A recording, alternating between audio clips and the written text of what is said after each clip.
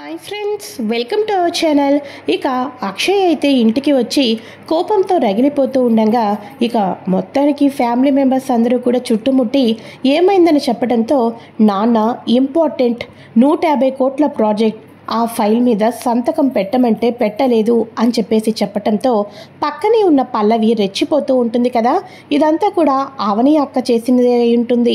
అవని అక్క పెట్టొద్దని చెప్పడం మూలానే మావయ్య గారు ఇదంతా చేసి ఉంటారు అని చెప్పేసి పల్లవి మరింత రెచ్చగొడుతూ ఉంటుంది.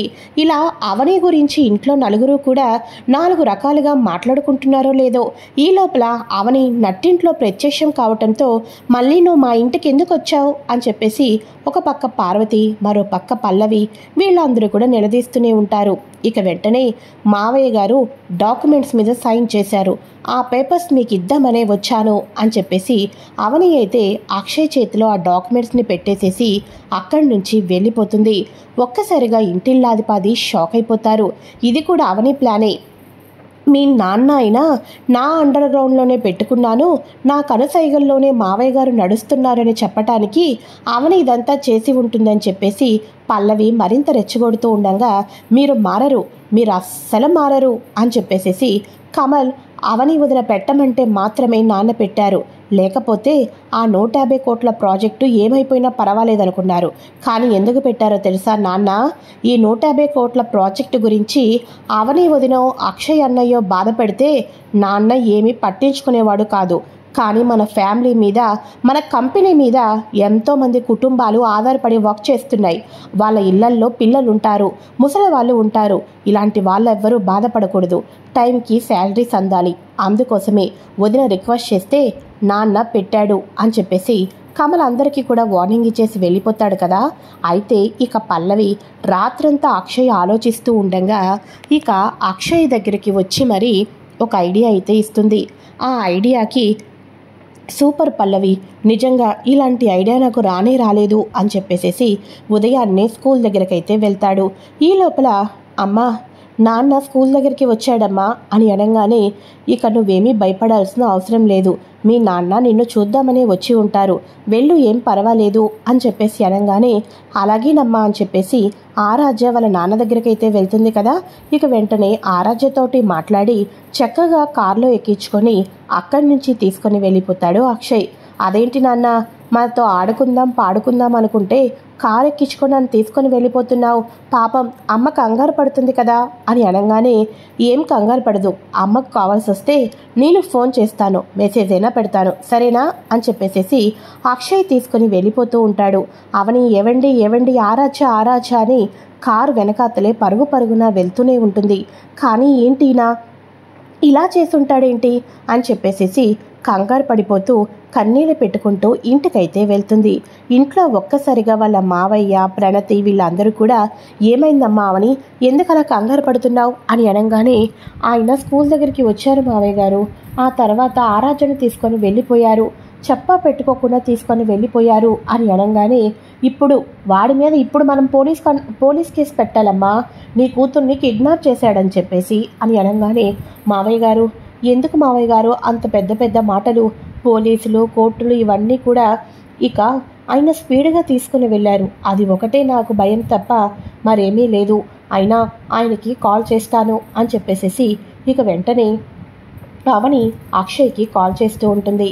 ఎంతసేపు అయినా కట్ చేస్తూనే ఉంటాడు. చివరాఖరికి చూడు, నా కూతురు నేను బయటకు తీసుకొని వచ్చాను, నా కూతురు మళ్ళీ నీకు సాయంత్రం అప్పచెప్తాను, సరేనా అని అనగానే అమ్మయ్యా అని మనసులో అనుకుంటూ ఇక ఆయన బయటకు తీసుకుని వెళ్ళారంట మావయ్య గారు, ఈవినింగ్కి అప్పచెప్తానన్నారు అని చెప్పేసి అనటంతో సరేనమ్మా ఏం భయపడద్దు కంగారు పడద్దు అని చెప్పేసి అనగానే అది కాదండి, అక్షయ్ అలా ఈవినింగ్ దాకా తీసుకుని వెళ్ళాడంటే అసలు ఏదైనా ప్లాన్ ఉందా అని అనగానే ఎన్ని ప్లాన్లు ఉన్నా ఆరాధ్య అమ్మే కావాలనింది కాబట్టి ఎవరు ఏమీ చేయలేరు అని చెప్పేసి ప్రణతి కూడా నచ్చ చెప్తూ ఉంటుంది. అయితే ఇదిలా ఉండగా అక్షయ్ ఏం చేస్తాడంటే పల్లవి చెప్తుంది కదా, ఇక మొత్తానికి పార్కుకు తీసుకుని వెళ్ళి ఇక బాగా ఆటలాడించి బొమ్మలు కొనిపించి ఇష్టం వచ్చిన ఐస్ క్రీమ్స్ కొనిపించావి అనుకో, నాన్న కావాలి అనేటట్టుగా తయారు చేసుకోండి బావగారు, అప్పుడు ఆరాధ్య మీ దగ్గరే ఉంటుందని చెప్తారు కదా. ఇక ఎన్నో రకాల ఫ్లేవర్స్ ఐస్ క్రీమ్స్ ఉంటాయి, ఆరాధ్యకు ఐస్ క్రీమ్ అంటే చాలా ఇష్టం, అవని యొక్క ఇంటి నుంచి వెళ్ళిపోయినప్పుడు నైట్ పూట కమల్ అప్పుడప్పుడు ఐస్ క్రీమ్ కొనిపిస్తేనే నిద్రపోయేది అని అనగానే, అవును, ఆరాధ్యకి ఐస్ క్రీమ్స్ అంటే చాలా ఇష్టం, ఆ రకంగా ఐస్ క్రీమ్స్ కొనిచ్చి నాన్న దగ్గర ఉండేటట్టు చేపిస్తాను అని చెప్పేసేసి ఇక పార్కులో కూర్చొని ఆటలాడుతున్న ఆరాధ్యకు, ఆరాధ్య ఐస్ క్రీమ్ తింటావా అని అనగానే, తింటాను నాన్న అని చెప్పేసి ఇలా 5 నిమిషాలకి ఒకటి, ఆడుతున్నప్పుడల్లా ఒక ఐస్ క్రీమ్, మొత్తానికి అయితే ఆరాధ్య బోలెడన్ని ఐస్ క్రీమ్స్ అయితే తింటుంది. ఐస్ క్రీమ్స్ తినేసరికి ఒక్కసారిగా ఆరాధ్యకి ఈవినింగ్ మొత్తం ఆడి ఆడి ఆడి మొత్తానికి ఉయ్యాల ఆడుతున్నప్పుడు అయితే తన తిరిగిపోతూ ఉంటుంది. డాడీ ఆపేండి డాడీ అని అరుస్తూ ఉండటంతో ఇక ఉయ్యాల ఊపడం కూడా ఆపేస్తాడు అక్షయ్. ఇక వెంటనే ఆరాధ్య ఏమైందమ్మా అని అంటూ ఉండగా ఆరాధ్య ఊపిరి పీల్చుకోలేకపోతుంది. ఒక్కసారిగా బ్రీతింగ్ లాంగ్గా తీసుకుంటూ ఇబ్బంది పడుతూ ఉండటంతో అమ్మ ఆరాధ్య అని అంటూ ఉండగా నాన్న నాన్న అని చెప్పేసేసి ఒకటి ఊపిరి పీల్చుకోవడానికి ఇబ్బంది పడుతూ ఉంటుంది ఆరాధ్య. వితిన్ సెకండ్స్లో అక్షయ్ ఆరాధ్యను హాస్పిటల్కి అయితే తీసుకొని వెళ్తారు. ఇక అవని వాళ్ళకు కూడా ఇంకా ఆరాధ్య రాలేదేంటండి అని కాల్ చేయడంతో హాస్పిటల్కి తీసుకొని వెళ్తున్నానని చెప్పడంతో అటు రాజేంద్ర ప్రసాద్, అక్షయ్, ఇటువైపు పార్వతి వీళ్ళందరూ కూడా హాస్పిటల్కి అయితే వెళ్తారు. హాస్పిటల్కి వెళ్ళిన తర్వాత డాక్టర్ వచ్చి ట్రీట్మెంట్ చేస్తూ ఉంటారు. డాక్టర్ బయటికి వచ్చినమ్మటనే అవని కన్నీళ్లు పెట్టుకుంటూ ఉంటుంది.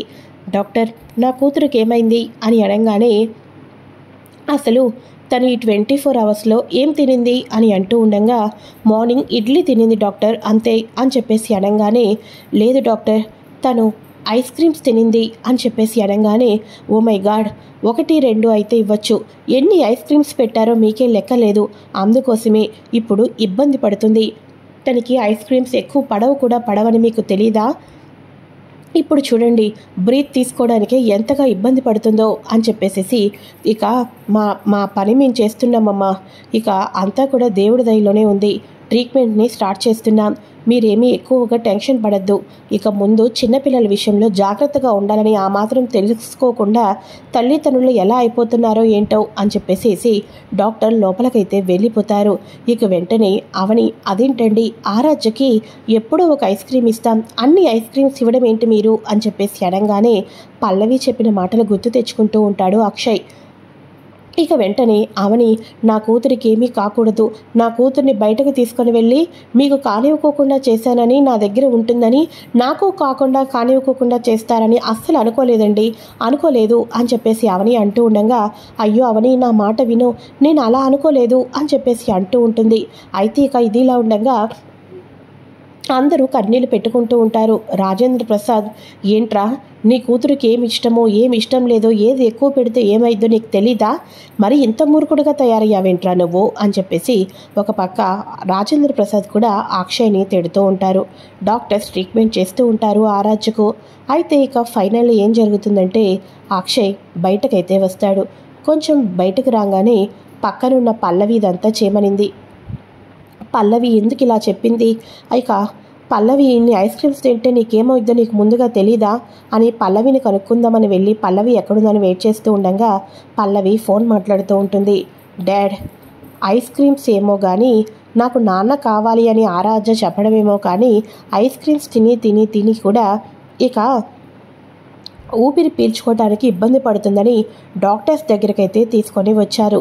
ఇప్పుడు డాక్టర్స్ ఏమైనా చెప్పాలి, ఆరాధ్య ప్రాణాలు పోవాలి, అవని ఇక మామూలుగా ఊరుకోదు, ఇంతకాలం ఇంటి పరువు కుటుంబం అని ఆలోచించిన అవని అక్క తీసుకొని వెళ్ళి బావగారిని జైల్లో పెట్టించిన ఆశ్చర్యపోవలసిన అవసరం ఏమీ లేదు డాడ్, ఇంతకాలం ప్రతిదీ కూడా నా చేతులతో నేనే చేసి ప్రతి పనిలోనూ కూడా సక్సెస్ పొందాను, అలా ఈ అవని అక్కని ఇంటి నుంచి బయటకు పంపించేశాను, ప్రణతి పెళ్లి విషయంలో కుటుంబ పరువు పోయేటట్టు చేశాను, కానీ అవన్నీ చేయడానికి ఎంతో కష్టపడ్డాను, కానీ ఈరోజు ఆరాధ్య విషయంలో జస్ట్ ఒకే ఒక్క మాట అంతే, దానికే ఇంత సీన్ క్రియేట్ అయిపోయింది, ఈరోజు నాకు చాలా సంతోషంగా ఉంది, ఆరాధ్యకు ఏం జరిగినా కూడా అక్షయ్ బావగారికి చెడే వస్తుంది, అవని అక్క ఈసారి తొక్కలో నువ్వేంటి నాకు విడాకులు ఇచ్చేది, నేనే నీకు ఇచ్చేస్తున్నాను అన్న ఆశ్చర్యపోవలసిన అవసరం ఏమీ లేదు డాడ్ అని చెప్పేసేసి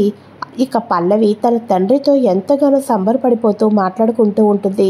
పల్లవి ఎక్కడుందా అని ఎత్తుకుంటూ వచ్చిన అక్షయ్ పల్లవి నిజస్వరూపం, పల్లవి మాటలు అన్నీ కూడా విని షాక్కి గురి అవుతాడు. ఇదంతా పల్లవి కుట్ర, పల్లవి మోసమా? అవనిని ఇంటి నుంచి బయట గెంటేయటంలో, ప్రణతి పెళ్లి విషయంలో మోసం చేయటంలో, అన్ని విషయాల్లోనూ కూడా తనకు తెలియనట్టుగానే నటిస్తూ ఇదంతా కూడా పల్లవి చేస్తుందా అని చెప్పేసి అక్షయ్ అయితే ఒక్కసారిగా షాక్కి గురి అవుతాడు. ఇక వెంటనే అక్షయ్ పల్లవి సంగతి తర్వాత ముందు అవని ఎలా ఉందో అని చెప్పేసేసి అవని దగ్గరికైతే వస్తాడు. వచ్చేసరికి అవని అక్కడ ఉన్న వినాయకుడికి తన చేతిలో కర్పూరం బిళ్ళను పెట్టుకొని, నా కూతురికి ఏమీ కాకుండా చూడు స్వామి, నా కూతురికి ఏమీ కాకుండా చూడు అని చెప్పేసేసి, నా కూతురు కళ్ళు తెరవాలి, మళ్ళీ నన్ను అమ్మ అని పిలవాలి అని చెప్పేసి ఇక కర్పూరం చేతిలో వేసుకొని హారతి ఇస్తూ ఉంటుంది అవని. అవని యొక్క మంచితనం, నిజస్వరూపం, దేవుడి దగ్గర అవని కన్నీళ్లు పెట్టుకోవటం ఇదంతా చూసిన అక్షయ్ గబా గబా వస్తాడు. హారతిని పక్కన పెట్టేసేసి, దేవుడు ఇలా చేయమని నీకు చెప్పాడా? మన కూతురికి ఏమీ కాదు అవని, నువ్వు కంగారు పడద్దు అని చెప్పేసేసి కన్నీళ్లు పెట్టుకుంటున్న ఆరాధ్యను అక్షయ్ అయితే దగ్గరికి తీసుకుంటాడు. అవనిని దగ్గరికి తీసుకొని, నన్ను క్షమించు అవని, నన్ను క్షమించు, నా కూతురికి ఏమీ కాదు, నేను చెప్తున్నాను కదా అని చెప్పేసేసి ఇక అవనిని దగ్గరికి తీసుకొని మరి నచ్చ చెప్తూ ఉంటాడు. ఇదంతా చూస్తున్న ఇటు పక్కన పార్వతి వాళ్ళకు ఏమీ అర్థం కాదు. అయితే ఇక ఇదిలా ఉండగా ఆరాధ్య కోసం డాక్టర్స్ కళ్ళు తెరిచింది ఆరాధ్య అని చెప్పడంతో అక్షయ్ అవని ఇద్దరు కూడా పరుగున వెళ్తూ ఉంటే, కేవలం తల్లిదండ్రులు మాత్రమే లోపలికి వెళ్ళండి, మిగతా ఫ్యామిలీ మెంబర్స్ అందరూ కూడా మాట్లాడడానికి చాలా టైం పడుతుంది అని చెప్పేసి చెప్పడంతో అందరూ బయటే ఉంటారు.